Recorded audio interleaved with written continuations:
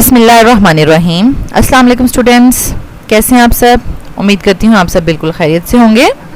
This is second A chemistry chapter 17 alkyl halides and amines and according to the reduced syllabus 2020 to 2021 alkyl halides functional group included है और amines को exclude कर दिया गया है and this is very very important according to examination point of view. Students, according to the scheme of alkyl halides, introduction to reactions of alkyl halides हम lecture 1 में detail में डिस्कस कर चुके हैं। Now we will discuss organometallic compounds जो कि alkyl halide functional group से ही prepare किए जाते हैं। Okay, let's start this lecture with the thought of the day. आज स्टूडेंट्स मैं आपसे जिस टॉपिक पे बात कर रही हूँ वो है सक्सेस। ठीक है, I will share a secret formula for success, यानी कामयाबी का फॉर्मूला आपके साथ शेयर करना है। अगर आपसे पूछा जाए कि सक्सेस अचीव करने का क्या फार्मूला है, किस तरह से कामयाबी हासिल की जा सकती है, तो हर एक स्टूडेंट जो है वो डिफरेंट पॉइंट्स जो है वो शेयर करेगा। फॉर एग्जांपल, यानी आपने कॉन्टिन्यूस हार्ड वर्क करना है, ठीक है, और एक जो है वो प्रॉपर वे में हार्ड वर्क करना है। ये नहीं है कि मतलब आप जो है वो आप समझें कि आप शुरू से लेकर एंड तक सब चीज़ें रट लेंगे तो आप जो है आपको सक्सेस जो है वो अचीव हो जाएगी। मींस कि आपने जो इन्फॉर्मेशन लेनी है उसको अंडरस्टैंड करना है, उसको कंडेंस करना है, नोट्स मेकिंग करनी है, रिवीजन करनी है। All these things are very important to get success. लेकिन आज मैं जिस पॉइंट ऑफ व्यू के अकॉर्डिंगली बात कर रही हूँ वो है वालिदैन की दुआएं। जी, तो स्टूडेंट्स, ये जो हमारे पेरेंट्स हैं उनकी दुआएं बहुत ज़्यादा मैटर करती हैं। अगर आप किसी सक्सेसफुल पर्सन की अगर आप इंटरव्यू सुने तो वो क्या बताते हैं अपने इंटरव्यू में, ठीक है, कि हमें एक आम सा इंसान था, मैं बहुत ज़्यादा लायक नहीं था, मैं बहुत ज़्यादा इंटेलिजेंट नहीं था, आम सा इंसान था, लेकिन वालिदैन की दुआओं, वालिदैन के साथ अच्छा सलूक, वालिदैन का अदब, ठीक है, तो इन तमाम चीज़ों ने मुझे जो है वो इस मुकाम पर पहुंचाया। लिटरली मैं आपको बताऊं कि मेरी लाइफ में मैंने बहुत से ऐसे लोग देखे हैं जो कि अकॉर्डिंग टू अगर आप एजुकेशन पॉइंट ऑफ व्यू से देखें तो बहुत ज़्यादा पढ़े लिखे भी नहीं होंगे, ठीक है, लेकिन अल्लाह ताला ने उनको इतना ज़्यादा इज़्ज़त दी, शोहरत दी, नवाजा और बहुत ही माशाल्लाह मतलब अच्छे लेवल पर हैं वो लोग। तो वो अपने वालिदैन की दुआओं के नतीजे में है, मतलब वो अपने वालिदैन के इतने ज़्यादा आप कह सकते हैं कि उनका अदब करते थे, उनका कहा मानते थे, ठीक है, उनकी खिदमत करते थे कि आज वालिदैन की दुआओं ने उनको इस जगह पर पहुंचा दिया। तो देखें स्टूडेंट्स, कामयाबी के लिए आपको वालिदैन की, अपने पेरेंट्स की दुआएं जो हैं वो बहुत ज़्यादा चाहिए। अगर आपको लाइफ में कभी कहीं कोई चांस मिलता भी है, ठीक है, सक्सेस अचीव करने का कोई चांस मिलता है, कोई अल्लाह ताला अपॉर्चुनिटी मुहैया करते हैं, तो उसको अवेल करना और उसको अच्छे तरीके से अवेल करके और उस चीज़ को, सक्सेस को अचीव करना, इसके पीछे वालिदैन की दुआएं होंगी। बाज़ औक़ात आपको बीइंग अ स्टूडेंट आप इस लेवल पर हैं कि आपको लगता है कि आपके ऊपर बेजा सख्ती हो रही है, आपके पेरेंट्स, आपके टीचर्स आपको बार बार किसी चीज़ पे फोकस करने के लिए कह रहे हैं, ये चीज़ ना करो, ये करो, ठीक है, तो आपको लगता है कि मतलब ये कुछ ज़्यादा हो रहा है, हमें मतलब ज़्यादा डांटा जा रहा है, हम पे ज़्यादा सख्ती की जा रही है, तो आप बोल भी पड़ते हैं, ठीक है। तो ये चीज़ अच्छी नहीं है। आप उस वक्त अपने आप को कंट्रोल करें, ठीक है, और आप सोचें, ठंडे दिमाग से सोचें कि वाह, अगर हमारे पेरेंट्स या हमारे टीचर्स या हमारे बड़े हमें किसी चीज़ पे अगर हमें फोकस करने के लिए कह रहे हैं, किसी चीज़ को तर्क करने के लिए कह रहे हैं, किसी चीज़ को छोड़ने के लिए कह रहे हैं और किसी चीज़ को अमल करने के लिए कहना, तो इसका मतलब है कि वो चीज़ हमने अपनी ज़िंदगी में ले आनी चाहिए, ठीक है। अगर किसी चीज़ को छोड़ने के लिए कह रहे हैं तो उसको छोड़ देना चाहिए, तो उसके रिज़ल्ट्स इंशाल्लाह आपको with the passage of time मिलेंगे, ठीक है। तो स्टूडेंट्स, सिर्फ तालीम हासिल कर लेना, नंबर ले लेना या टॉप कर लेना, टॉपर बन जाना, सिर्फ ये चीज़ इंपॉर्टेंट नहीं है, ठीक है। जब आपकी वालिदैन की दुआएं आपके साथ होंगी, पेरेंट्स की, आपके एल्डर्स की दुआएं आपके साथ होंगी, तो आप सही मानों में एक कामयाब इंसान बनोगे, ठीक है। तो आई होप सो कि आपको इस चीज़ आज मैं जिस टॉपिक पे बात कर रही हूँ वालिदैन की दुआएं, इसका आपको मतलब समझ आ गया होगा, ठीक है।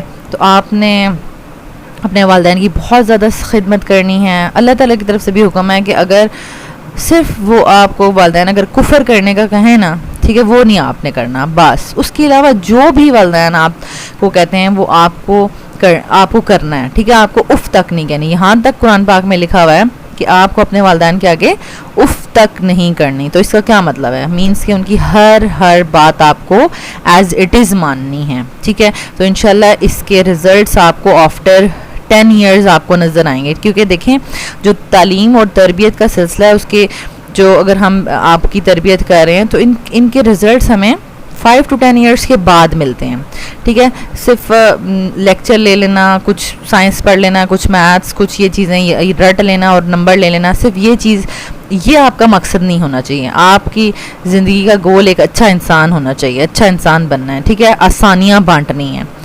तो उसके लिए सबसे इम्पॉर्टेंट हस्तियाँ जो आपकी ज़िंदगी में हैं वो आपके वालिदैन हैं, ठीक है। उनको खुश करना है, उनकी खिदमत करनी है, उनसे दुआएं लेनी है और इंशाल्लाह आपकी ज़िंदगी में आसानियाँ ही आसानियाँ होंगी और वो आसानियाँ आपने इंशाल्लाह आगे भी दूसरों में भी बांटनी है और फैलानी है। Okay, let's start the lecture.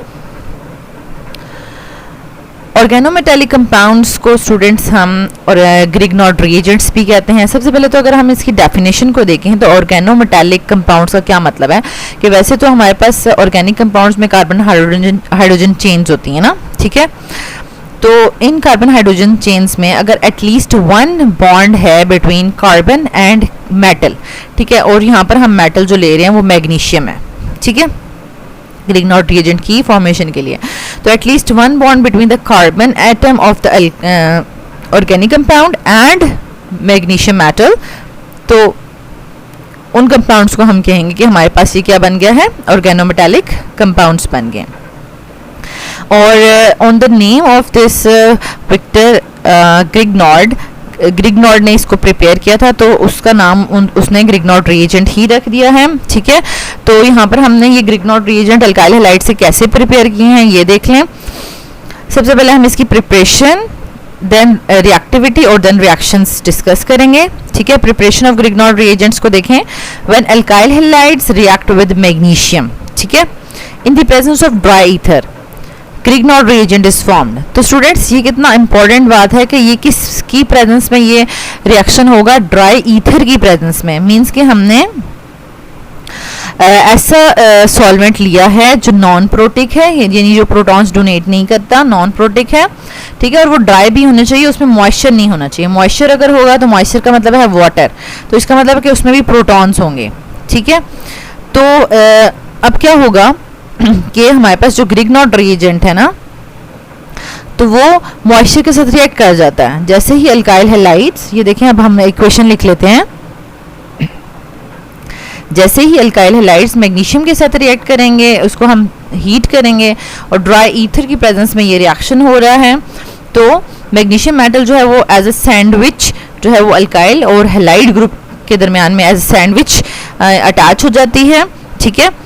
तो अब ये जो ग्रिग्नॉर्ड रिएजेंट बना है अगर इस ईथर में मॉइस्चर होगा तो ये एकदम से मॉइस्चर के साथ रिएक्ट कर जाएगा और आपको ग्रिग्नॉर्ड रिएजेंट नहीं मिल सकता जो कि आपने बनाया है किसी और फंक्शनल ग्रुप के साथ रिएक्ट करने के लिए। तो वो आपके पास अपनी डिजायर्ड प्रोडक्ट अपनी उस फॉर्म में नहीं रहेगी बल्कि वो मॉइस्चर के साथ रिएक्ट कर जाएगी। ओके, तो दैट्स वाई ये ether must be in the dry form, उसमें मॉइस्चर नहीं होना चाहिए, मॉइस्चर फ्री होना चाहिए।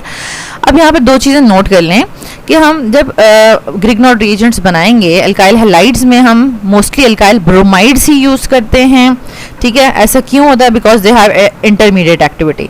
अब अगर आप रिकॉल करें रिएक्टिविटी ऑफ अल्काइल हैलाइड्स, ठीक है, जो आप ऑलरेडी पढ़ चुके हैं प्रीवियस लेक्चर में, तो उसमें आपने ये चीज़ कंक्लूड की थी according to experiment bond energy पे डिपेंड करता है रिएक्टिविटी, ठीक है। तो बॉन्ड एनर्जी किसकी सबसे कम थी? अल्काइल आयोडाइड्स की सबसे कम थी और इसकी वजह से वो बहुत ज़्यादा फास्ट रिएक्शन देते थे, ठीक है। तो ये बहुत ज़्यादा फास्ट रिएक्शन देंगे और बाकी क्लोराइड्स और फ्लोराइड्स स्लो रिएक्शन देंगे और इंटरमीडिएट एक्टिविटी की वजह से, रिएक्टिविटी की वजह से अल्काइल ब्रोमाइड्स जो हैं वो यूज़ होते हैं for the formation of Grignard reagents. और सेकेंड थिंग नोट डाउन कर लें कि alkyl magnesium halide is used as ethereal solution. अब ऐसा नहीं है स्टूडेंट्स कि आप अल्काइल ग्रिग्नॉट रिएजेंट बना लेंगे, ठीक है। अब उसको ईथर सोल्यूशन में से एक्सट्रैक्ट करके अलग कर लेंगे और उसके बाद उसको रिएक्ट कराएंगे। ऐसा नहीं हो सकता क्योंकि ये इतना ज़्यादा रिएक्टिव होता है, ठीक है, कि ये मॉइस्चर के साथ रिएक्ट कर जाता है। तो इसको आप ईथर सोल्यूशन में ही रहने देंगे और आपने इसको जिस भी रिएक्टेंट के साथ रिएक्ट करवाना है तो उसको में as it is ether solution form में ही इसको डाल देंगे, ठीक है। तो इसको इसलिए हमने लिखा है कि ये जो हम ग्रिग्नॉट रिएजेंट बना रहे हैं it is used as ethereal solution, ठीक है। इसी सोल्यूशन फॉर्म में ही इसको हम डायरेक्टली यूज भी कर लेंगे, ठीक है। इसको हम सेव नहीं करते, एज इट इज बनाते हैं उसी वक्त और उसी वक्त उसको रिएक्ट करवा देते हैं। अब हम देखते हैं कि ये रिएक्टिविटी कैसे, इतनी ज़्यादा फास्ट रिएक्टिविटी कैसे शो करता है और हम इससे नंबर ऑफ फंक्शनल ग्रुप्स जो हैं वो ईजीली बना सकते हैं, ठीक है। तो ये क्यों इतना ज़्यादा रिएक्टिव है?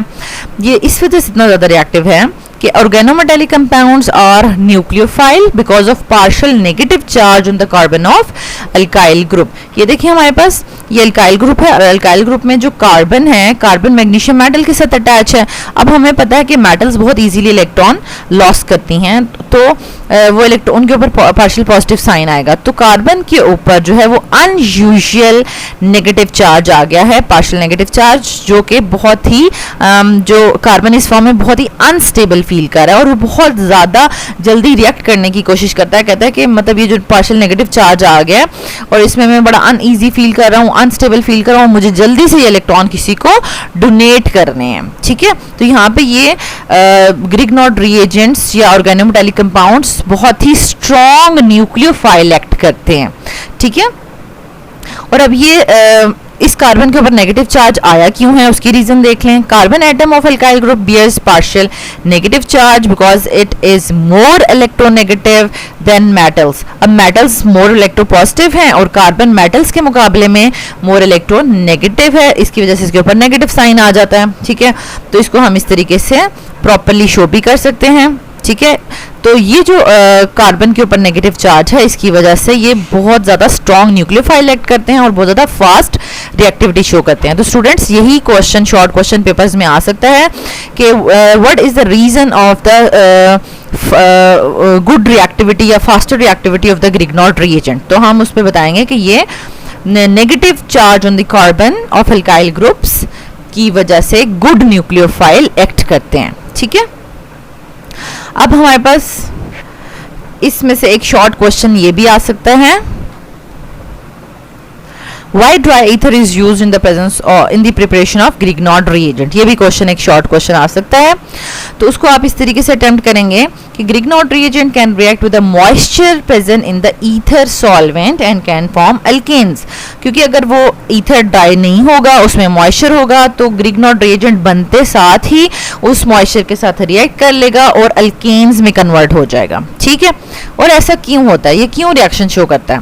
Because Grignard reagent contains highly basic and nucleophilic carbon atom।